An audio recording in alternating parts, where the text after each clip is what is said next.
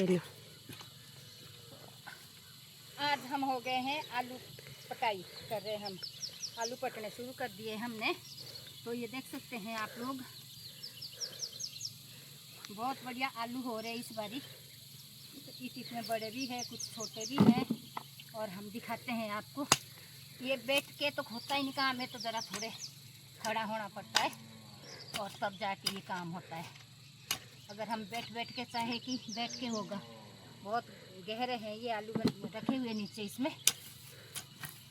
ये देखो कितने बड़े हैं। कौन कौन लेना चाहते हैं, जिनको चाहिए कमेंट बॉक्स में बताएं, तो हम उनके लिए एक एक कट्टा देंगे। कुछ बांटेंगे हम ऐसे सब्जी के लिए और कुछ हम बेचेंगे। जो जो लेना चाहते हैं प्लीज़ कमेंट बॉक्स में बताएं। राधे राधे।